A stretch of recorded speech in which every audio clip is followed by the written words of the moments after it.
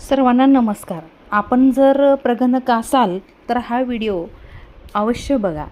जनगणना ड्युटी जर आपली लागली असेल आणि त्यामध्ये जर आपल्या काही चुका झाल्या आहेत किंवा नाही, मोबाईलवर भरत असताना सर्वांना नमस्कार. आपण हे बघायला पाहिजे. आज बघा, जे आपण प्रगणक म्हणून जर आपण काम करत असाल आणि त्यामध्ये HLO ॲपमध्ये आपण सारांशवर जर क्लिक केलं किंवा सारांश जर आपण पाहिलं तर त्याच्यामध्ये आपल्याला असं दिसून येईल की आपली एकूण गणना घरे किती आहेत, त्याच्या खाली एकूण संस्था कुटुंब किती आहेत, लॉक केलेले घरं किती आहेत, रिकामे घरं किती आहेत आणि त्याच्यावरती जे आहे उजव्या साईडला तर ते हटविलेले किती आहेत आणि अनिवासी घरे किती आहेत.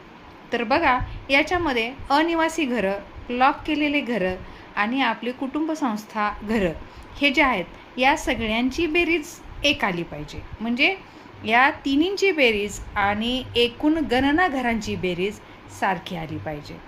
जर आपल्या एकूण गणना घरं आणि खाली सिंक केलेली घरं याच्यामध्ये जर फरक जाणवत असेल तर घाबरायचं कारण नाही, कारण तेवढी तफावत जेवढे आहे तेवढे घरं आपण रिकामे दाखवलेले आहेत असा त्याचा अर्थ होतो आहे. तर माहिती आवडली असेल तर माझ्या चॅनलला लाईक करा, सबस्क्राईब करा.